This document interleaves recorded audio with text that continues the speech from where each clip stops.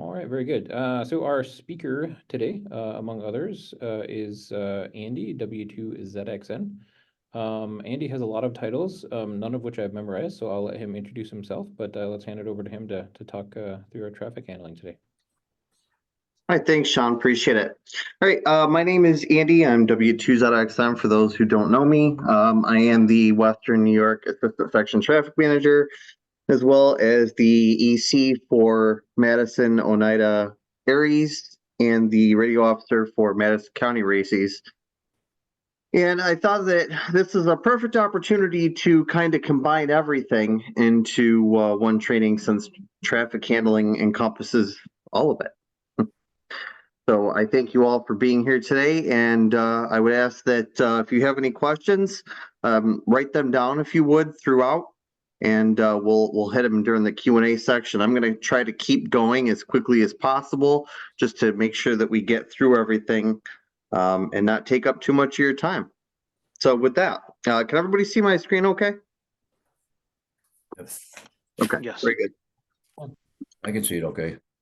Awesome. All right. So hitting the agenda real quick, we're going to get into an intro to NTS, purpose, routing, NTS nets, move on to radiogram structure and completing, and then sending traffic format, some additional information about official relay stations, station activity report, public service honor roll, and then a list of the staff. So intro to NTS. The National Traffic System, or NTS, is a network of amateur radio operators that provides for the expedient movement of messages from its originated location all the way to its final destination, using a variety of methods that can include voice nets, Morse code or CW nets, and digital modes.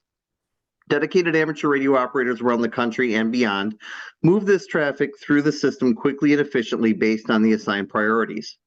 Messages can be sent for a variety of reasons and include greetings and salutations, reminders, various other routine messages, welfare messages carrying information about life and safety of persons during or following disasters, and emergency messages including urgent information to be communicated on behalf of our served agencies. Messages are routed from the local net level onto the section or state level, then from there onto the regional level, and then to the area nets, and between area nets by the TCC or Transcontinental Core, and we'll get to that in just a moment. So this map shows the call sign regions, and each call sign region has its own regional net for routing traffic. And of course, we are Region 2, New York, New Jersey.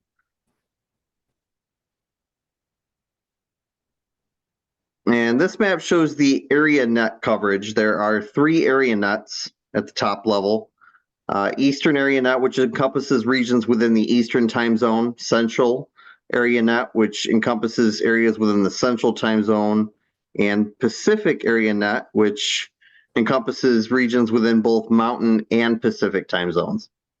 Now, TCC, or Transcontinental Core, that I was talking about, is not actually a net, but refers to a group of traffic handlers that transport traffic between the area nets and also within the international community to exchange traffic with those for which we are permitted to exchange traffic.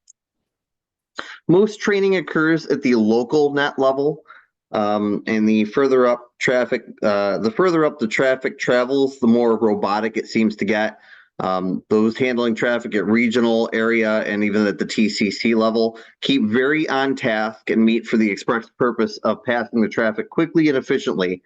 Banter and chatter at those levels is generally kept to a minimum. And schedules or frequencies for local, section, regional, and eastern area net can be found online at wnyham.com. Little plug there. So traffic can also be handled by digital means, being sent point to point, direct, in a very short period of time. Digital is sent electronically via amateur radio frequencies using either and usually HF, but not always, using either a PACTOR modem or VARA HF software and compatible message handling client software. to send and pick up messages through an assigned message board station. Amateurs using digital for NTS routing should already have experience sending traffic through local, state, section, or even regional nets. And NTSD, it's very important, is a supplemental service that can be useful in emergencies, but is not a replacement for phone or CW traffic nets. NTS nets are directed nets and are operated at the direction of a net control station. You will check into a net with your call sign and indicate if you are holding traffic. The NCS will inquire about your traffic and then advise to whom or where your traffic is destined. The NCS will direct you on how, when, and to whom you should send your traffic. Always let an NCS know if you're going to leave a net prior to the close of the net. They may be calling for you, looking for a station in your area to handle traffic. Just remember to be courteous, clear a frequency to allow for a scheduled net to be conducted. If you're rag chewing, unscheduled changes to frequency or timing can be detrimental to participation and the movement of NTS traffic. Always listen, give priority to keywords like priority, emergency, mayday. If net control asks for help and you're available to help, consider volunteering.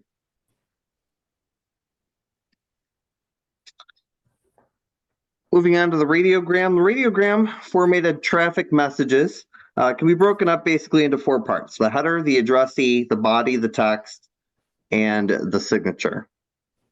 Special instructions can also be added to the message. This is known as an op note and can be added either before or after the body text of the message. So we'll start out with the header. This is the header in its entirety, and we're looking at numbers. So the message number is a number of your choosing. Some choose to start at 1 every month, or 1 every year, or 1 every decade, while others choose to make 3 or 4 digit numbers stemming from date, time. However you decide to manage your numbering and record keeping is completely up to you. The message number is something that will be referenced when stations are servicing messages back to you that you have sent. So if they're replying about a message, they're going to reference the message number that you issued. Precedence in this field indicates the type and importance of the message. While this is normally abbreviated on a form, it is spoken when transmitted by voice. However, all messages of an emergency nature will always be written out as emergency. Other common precedences include R for routine, which is the most common, P for priority, and W for welfare. Again, routine messages, everyday messages. Priority messages are those with an urgent but non-emergent nature, usually having a specific time limit. Welfare messages are those having to do with reports of health and welfare of an individual or group of persons, generally from a disaster-stricken area. HX are your handling instructions. If there are no special handling instructions, so there's nothing written in this box, the spot can remain blank and can be just skipped when sending the message verbally. There are several handling instruction codes that start from Hotel X-Ray Alpha all the way to a couple of new ones ending in Hotel X-Ray Romeo. So Hotel X-Ray Alpha, we're not going to go over all of them, but I will hit on a couple of them here. Hotel X-Ray Alpha, collect landline delivery authorized by addressee within blank miles. This instruction would be followed by a number to indicate either the number of miles or blank if unlimited. Honestly, this is not used very much because cell phones and unlimited landline phones and VoIP phones have kind of made this instruction less common. But every once in a while, you may still hear it. Hotel X-Ray Bravo, for an emergency reference, you should know, cancel message if not delivered within blank hours of filing time. So if this instruction will have a number following it to indicate the number of hours, any message with this instruction will also have the time filed field completed. We'll get into that a little later. Hotel X-Ray Charlie, report date and time of delivery to originating station. So this you want to use when you want somebody to tell you when they've delivered your message. Hotel X-ray Delta is not commonly used. Basically, it says to report originating station of identity that you received the message from, report the station of identity that you sent the message to or relayed the message to, and if you delivered the message, the date and time and method of delivery. This instruction is basically used to trace a failure in the system. Hotel X-ray Echo, get a reply from an addressee and originate a message back. So you're sending a message and it says this. You're going to ask the addressee if they have a reply, and then you're going to originate a message back to the originating station. Hotel X-ray Foxtrot, hold delivery until blank. So this instruction will be followed by a number and indicates the date on which the message should be delivered to the addressee. So you received a message today. It's the 23rd. It says Hotel X-ray Foxtrot 24. That means you should hold and not deliver this message until tomorrow. Hotel X-ray Golf, you will see a ton.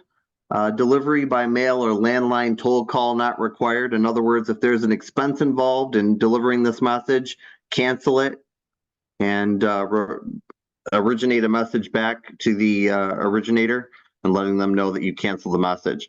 Couple of new ones, Hotel X-ray India, encapsulated message. So the instructions in this indicate that the message is already in a specific format and that format must be maintained. This is a new, less known instruction that was developed through ARRL's NTS 2.0 project, and hopefully there'll be more of that going out into the world here so that people hear more about that.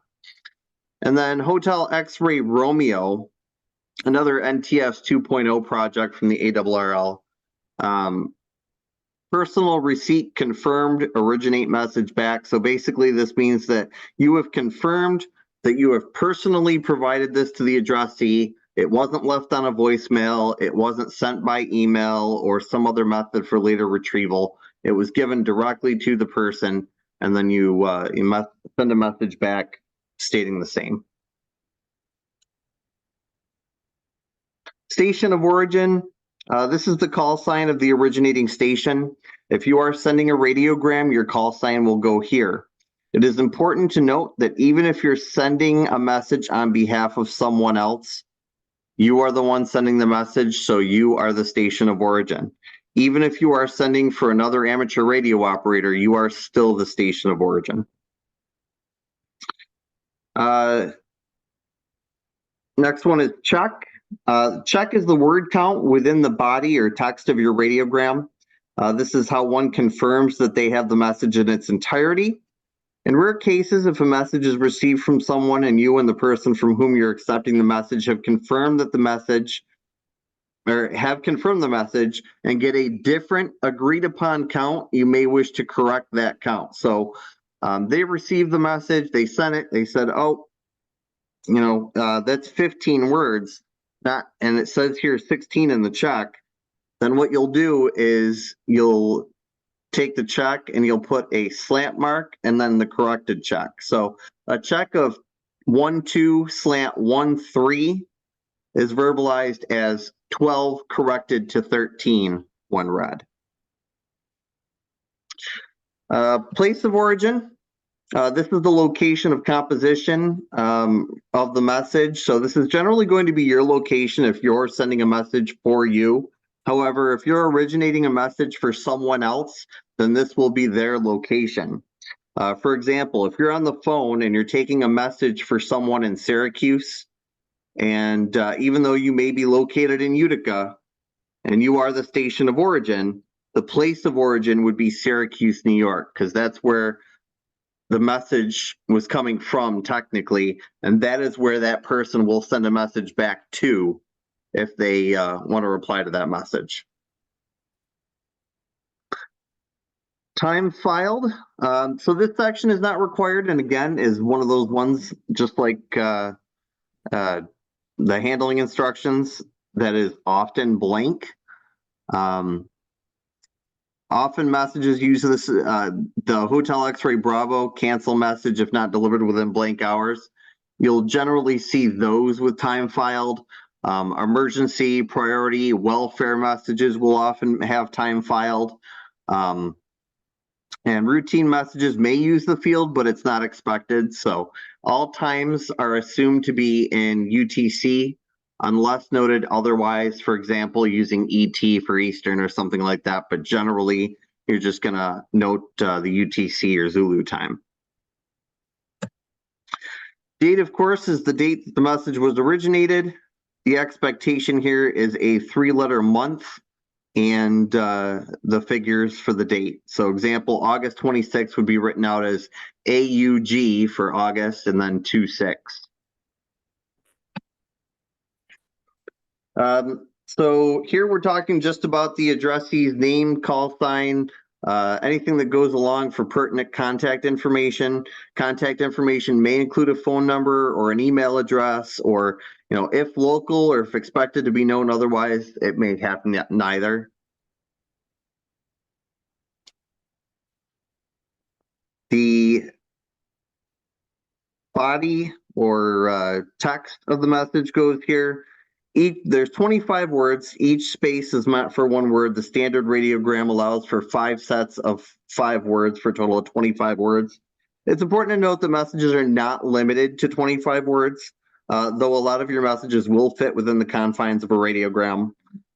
Placing words in groups of 5 per line is best practice, and it makes it clear and easier to verify message word counts. And remember, you're using the check from the header to verify the number of words here in your text.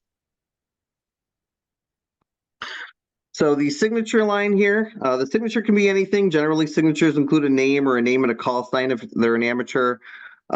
Sometimes signatures can include extended information such as titles like net manager, radio officer, etc. Additional details such as who the message was received from, who you have relayed the message to, and whatnot are also available below the signature line. So let's just take a look at an example here. Starting with the header from right to left, this is message number 4. The R in the precedence field indicates a routine message. There are no handling instructions, so that is left blank. And then the station of origin, W2ZXN, the check shows 14, meaning that I should have a total of 14 word groups within the text. We have our place of origin, no time filed, and the date is completed. Then we move on to the addressee. We have a name, call sign, an address, a phone number. Our text, which consists of 14 word groups, which of course matches the check in the header. And then we have our signature below that.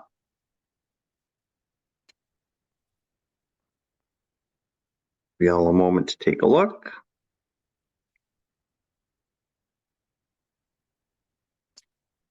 While I drink some water, excuse me.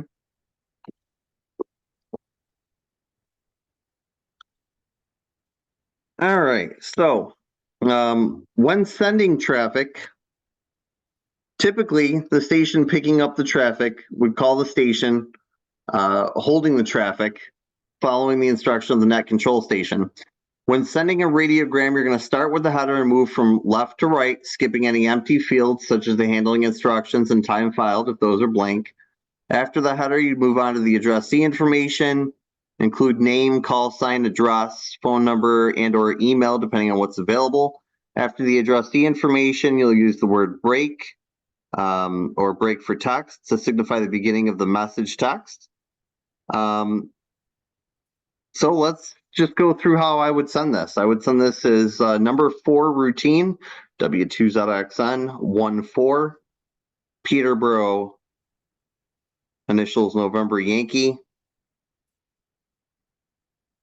January figures 23. Sean, newcomer, amateur call Kilo Tango 2 Oscar. Figures 123 Any Street. Initials Romeo Delta. New Hartford. Initials November Yankee. Figures 13413. Phone figures 315-555-1234. Break for text. Thanks for, I spell Foxtrot Oscar Romeo, attending the traffic training. Initial X-ray. Test your skills by attending Octen, I spell Oscar Charlie Tango Echo November. Figure 7-3 break. Andy, amateur call Whiskey 2 Zulu X-ray November. Initials Whiskey November Yankee. Initials Alpha Sierra Tango Mike, and no more. So some of the best practices when sending traffic are to speak clearly and slowly. Remember that someone is receiving your message at the other end and maybe slow to write. That's definitely me. Use language to convey confusing meanings. Spell out words that can have multiple spellings or spell out words that are not common. Use phrases like amateur call to convey that you are providing a call sign. Say I spell when you're about to spell a difficult word or a proper name. Use the word figures before giving a set of numbers. Use the phrase mixed group when you're about to give an alphanumeric group.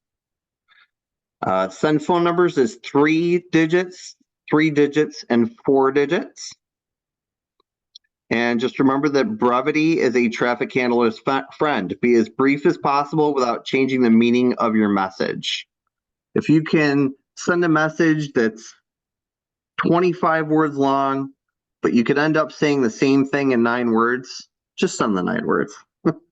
Those doing it traffic by CW would definitely appreciate it, I can tell you that. So punctuation is handled differently with radiograms. Initial X-ray replaces a period or marks the end of a topic. Question marks are replaced with the word query spelled out.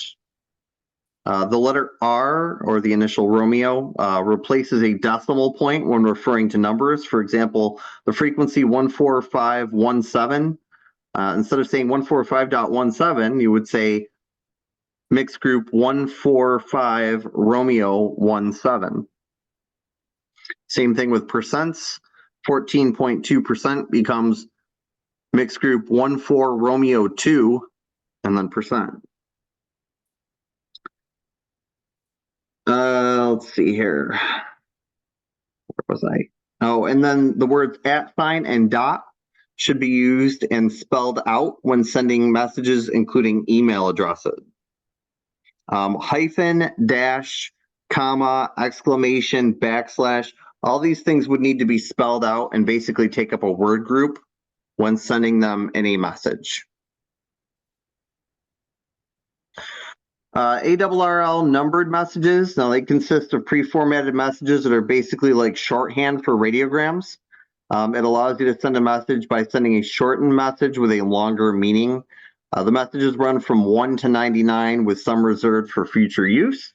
Each message using this format would include ARL, that's Alpha Romeo Lima, followed by the number of the message chosen text, which is always written out. For example, ARL 47 is reference to your message number blank to blank delivered on blank at blank UTC. So one could use ARL 47, FORTYSEVEN, number 4, KT20, Jan figures 231845 as a reply about a delivered message.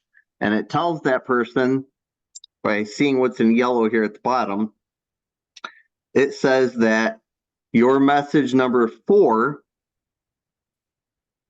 to KT20 was sent, was delivered on January 23rd at 1845 hours.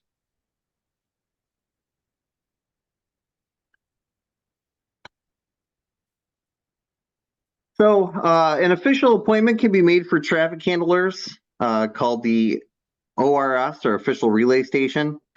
ORS appointees are required to be full ARRL members, have the ability to transmit voice and/or CW, have good quality signals. Again, quality does not refer to power output.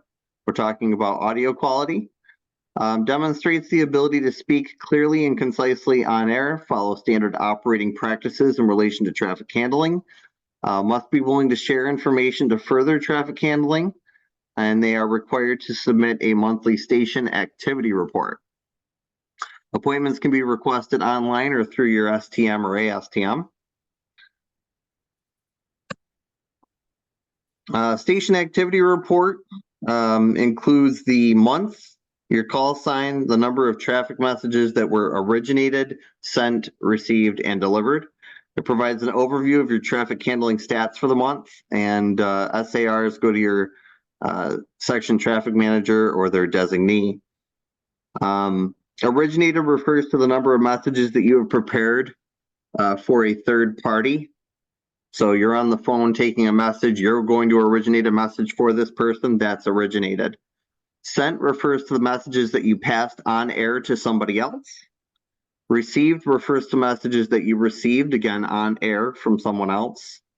Delivered refers to messages that you delivered or gave read to somebody off air. This is the only off air category. And then PSHR, Public Service Honor Roll. That one is 70, you're eligible if you have 70 points or more in the month. And those who submit an eligible PSHR will see their numbers published in QST. 12 consecutive months of eligible PSHR, and you can request an award from the ARRL. I think it's a certificate of sorts, but that's kind of neat. PSHR is comprised of 6 total categories. Category 1 is for net participation, 1 point each for a total or for a maximum of 40 points. Category 2 is formal traffic handled. So your originated, sent, received, delivered, all that is 1 point each for a total or for a maximum of 40 points. Category 3, ARRL volunteer positions. ARRL does list out each position, 10 points each for a maximum of 30. Category 4 is participation in scheduled public service events, including off-air meetings with served agencies, 5 points per hour or any portion thereof, no maximum. Category 5 is response to any unplanned emergency when directly involved in the operations of an emergency event. That's 5 points per hour or any portion thereof, and again, no maximum. And then finally, category 6, providing and maintaining a digital system for ARRL radiograms or a web page or email listserv for the purpose of amateur radio public service, 10 points per item, and again, no maximum.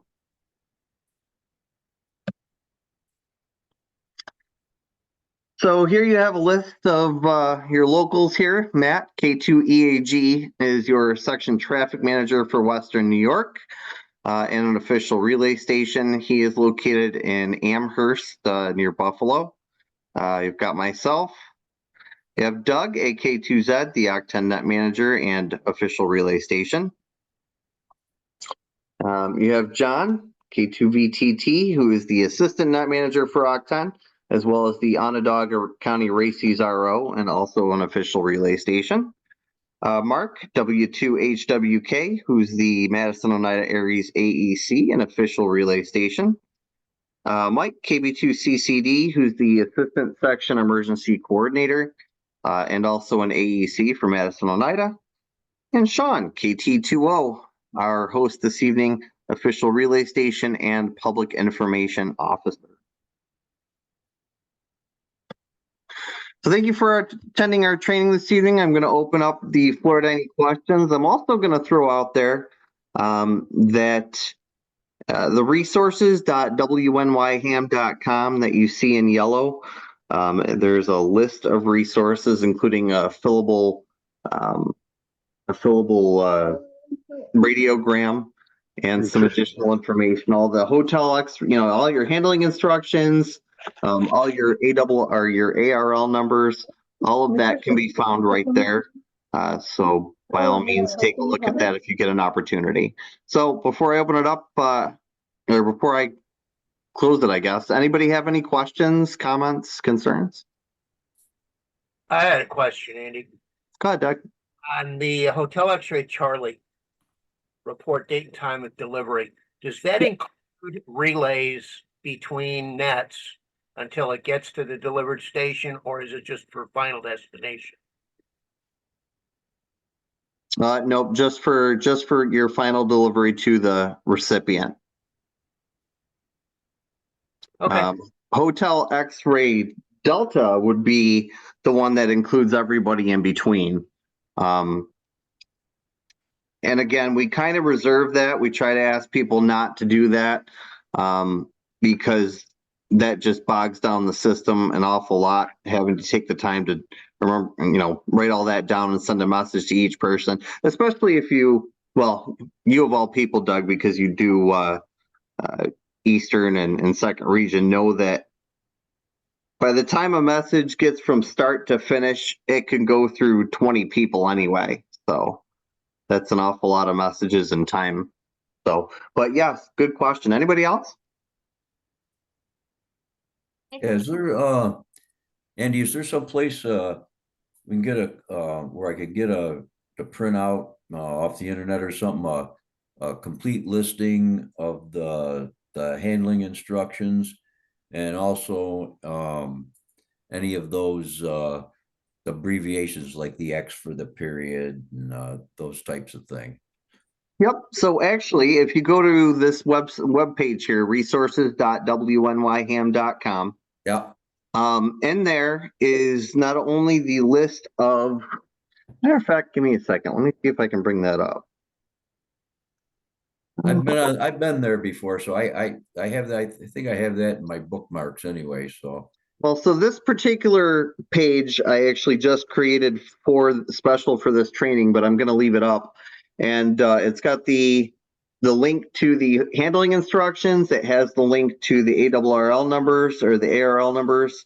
And it does have the link to the best practices guide. And in the best practices guide, it specifically lays out each section. There's, I think, 8 or 9 chapters to the guide. And the one on formatting is probably the one that you're going to look for in terms of having the X-ray for in place of a period, the word query spelled out, things like that. okay.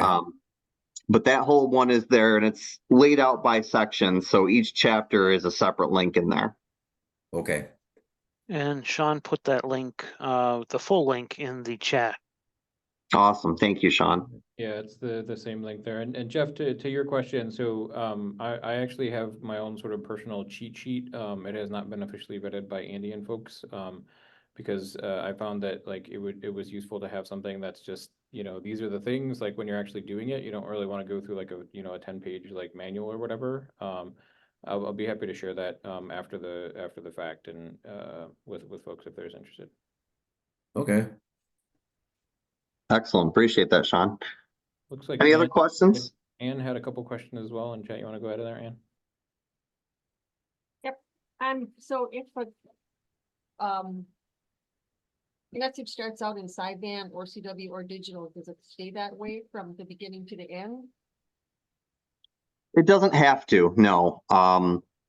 So, I mean, a message can start out digital and can end up by voice, and vice versa. A message could start by voice. And as a matter of fact, in most cases, if you're sending a message across the country, very little of that is handled by voice.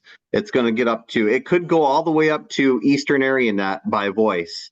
And then if it's going to, say, California, where Sean is, TCC handles everything by CW only.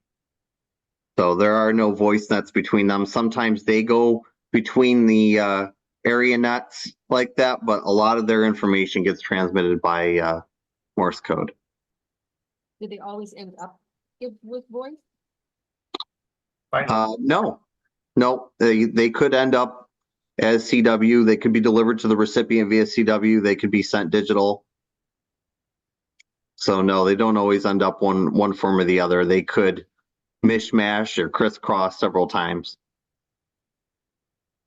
A lot of times, digital though, digital usually will start digital and end digital if it's going to a digital station, but otherwise it will still end up either going by voice or CW at the end. So if it would start out as CW and however where it goes and it would end up with a person that maybe doesn't know CW or doesn't know CW well, how would that work? Well, if they're delivering a station to somebody who doesn't know CW, they're going to deliver it in whatever format they need to deliver it in. They could be calling them on the phone to deliver the message, or sending it the last mile in email, or even handing it to them in person. If you take a message in CW, you're not going to call somebody and say, "Hey, I got a message for you. Hold your phone to the." But you would then read it. You would then read the message out for them. So would they typically end up generally voice or an email or a phone call? Yes, if they're not a ham, absolutely. The only time you're going to see messages ending in CW is if it's to another ham that just happens to be on that CW net to pick it up. Okay, so the people that are in between all have to be ARL members, but the actual originator of the message and the actual recipient don't have to even be hams? Or do they? Correct. No, they do not need to be hams. Not at all. As a matter of fact, a lot of times we find that people send messages to non-hams in a lot of cases. And also, I want to just throw out there too, you don't have to be an ARRL member to participate in the national traffic system. It is how do I want to say this? Just like Aries, it is a design of the ARRL, but you do not need to be a member of the ARRL to participate in traffic handling. That's not a requirement at all. You want the appointment for ORS or OES, you have to be a league member. Correct. Oh, okay. So to Yep. be one of the people on that chart you showed, you'd have Yep. to be. Okay. Yep, absolutely. Anyone else? Yeah, I have another question. You mentioned that when you're like repeater, for example, if it's like 145.17, I've heard on some of like the local nets people use decimal instead of Romeo. Is that not approved? I assume we should be using Romeo instead. Correct. Yep. So, another way that I've seen it done, and it's perfectly acceptable to do so, would be to write out the word dot, but then you're splitting it up, right? So 145, and then your next word group is dot spelled Delta Oscar Tango, and then your next word group is 17. So now you've taken something that could be one word group, alphanumeric word group, and you've made it into 3. Makes sense. That makes it a little bit longer and Yeah. Excellent question. Thank you. Anyone else?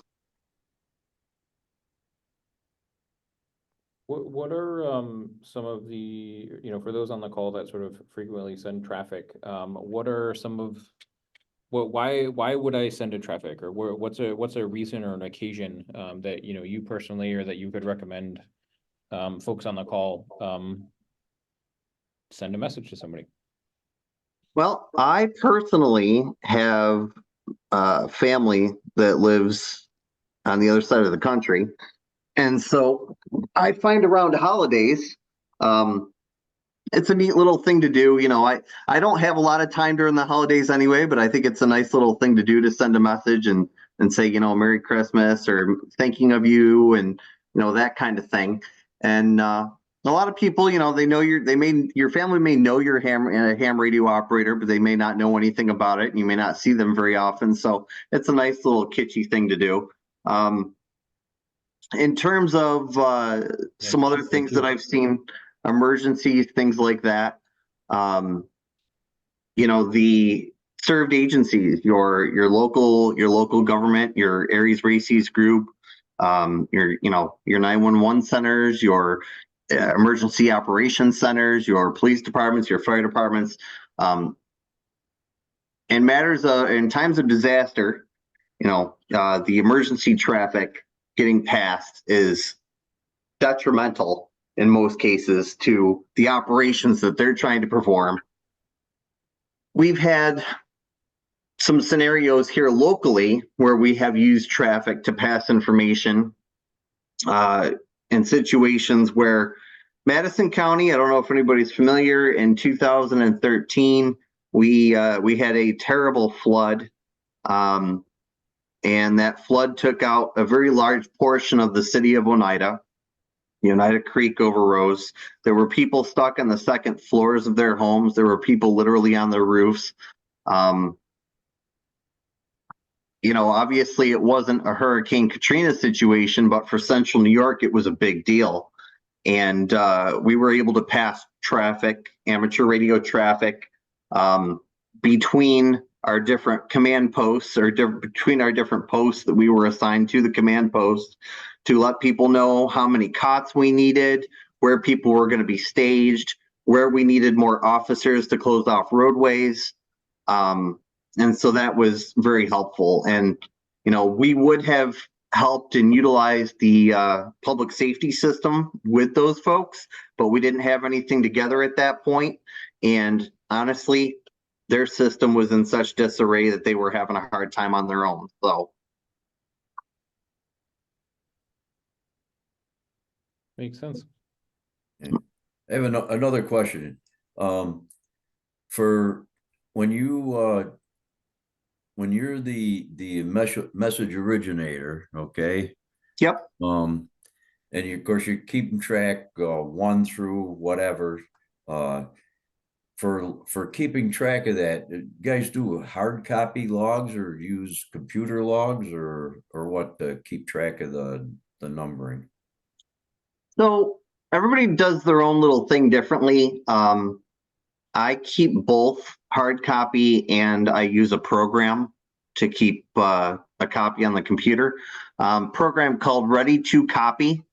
And I believe the link to that is on the wnyham.com page as well. And so I use that to send a lot of messages, and anything I handwrite, I will eventually put in the computer. But I also keep a log in Excel. I keep Excel sheets that I print out and put in a binder. And so I have binders, for each and every year. Okay. But everybody can do their own thing differently. What do you do, Sean? Well, knowing me, I have a spreadsheet that I keep mostly in Google Sheets, but also like a local backup, just because I seem to never be in the same place when I'm writing or thinking about a message. So Excellent. John, K2VTT, what do you do? I actually do a combination. I have a spreadsheet and I have a piece of paper. In case the computer, everything else goes belly up, there's always a pen and paper. And also, Andy, I don't know if you saw it, but Ann has a question for you about out-of-country messages. Oh, I did not see that. I'm sorry, Ann. Go ahead. I've got a friend in the Philippines. Can I send a message to her? Well, hold that thought. So there is a list. There is a list of countries that we are allowed to send messages to. The one thing about sending messages out of country is that they have to be of a personal nature. So basically, obviously nothing business, which we wouldn't pass in ham radio anyway, but of a personal nature, nothing. I think the whole point of personal nature is they try to keep politics and things out of it. But So you are an inspiration. Thank you for being my friend. Something like that. Right. There is, yes, happy birthday, happy anniversary, and let me see here, Philippines. I think that's the third party list. Is that right, Andy? It is the third party list, Yeah, correct? it is on that list, and I linked it in chat there. Oh, perfect. Thank you. Yeah, I've attempted to send a message to Japan before as well after I had some interesting propagation. Unfortunately, that message didn't get through. So, Andy, do you want to talk about sort of the reliability of the sort of international messages and kind of how that works? Yeah, so a lot of the international messages now are, they're sent through TCC or they're sent digital up to the TCC reps, and they'll have communication with somebody over the pond. But honestly, they're very difficult to track. If you think about, the different languages and different alphabets and how everything's written differently. And so it's very difficult to track from one place to another to determine whether your message is honestly even getting there. So it's not a perfect science for international messages. I wish that we had a situation where it was like, aviation, where they all have to speak English and have a certain level of understanding. Unfortunately, that's not the case. So that's where the messages become unreliable internationally. Yeah, it's definitely best effort for sure. It is kind of fun though. I mean, I have had occasion to, try and send messages to random, DX contacts or whatever. And occasionally, we'll get some coming through our local nets as well. And they're fun to fun to handle. But I would say Europe is probably a little bit more reliable than Asia, but send it out, give it a shot. So they're like bureau cards that it takes 4.5 years to do.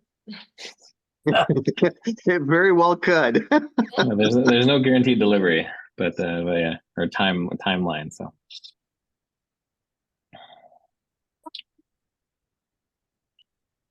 All right. Anyone else? Any other questions? So in Yeah, go ahead. within US kind of a thing, is there at some point where it's undeliverable, and then does the originator find out about that? So for local messages, yes. For messages within this country, absolutely. International messages, that's not always the case. I believe Sean actually has sent some messages that have gotten absolutely no reply whatsoever. And what it comes down to is, our handling instructions, our Hotel X-Ray Charlie, our Hotel X-Ray Echo, those things don't apply internationally. That's here in the US. That's something that was created by the ARRL for the purpose of United States use. And while most of our Canadian friends in Canada do also use that information and apply it, in other countries, unfortunately, they don't. So. Andy, don't forget that German station that works with Marsh at KW1U. Oh, yeah. Delta Lima 4 Foxtrot November, Peter. Yes. Uh, But, and again, it still depends on where it's going. Like Sean said, you're going to have better luck with England probably than you will Asia. But I'm not at all trying to suggest that you shouldn't do it. I think you should. I think that's an awesome idea. And if the message gets there, all the better. And one of the things I did with one of the messages was actually include my email address. Just, my message was, thanks for the contact. Send me an email if you get this, or, something to that effect. And, sometimes it might work, sometimes it might not, but that's part of the fun.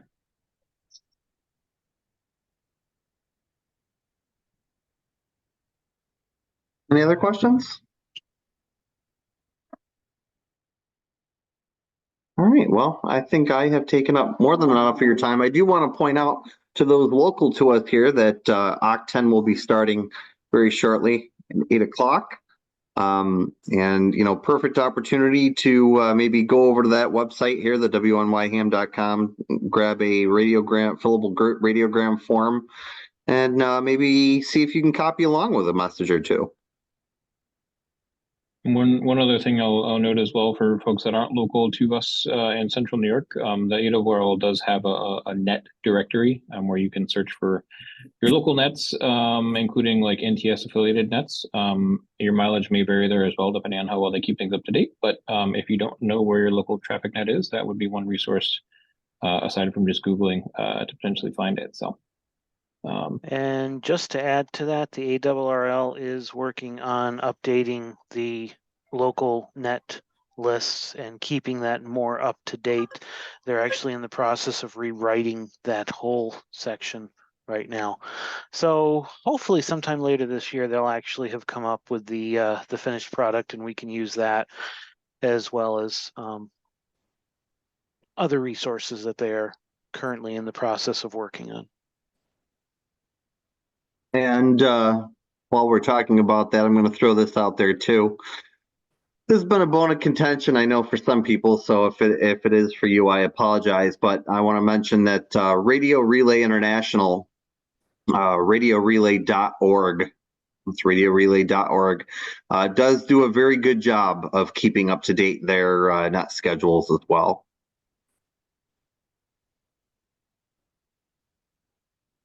So here's a question for you. What's the difference between RRI and sort of like the other NTS things that we're talking about, or is there? Spelling.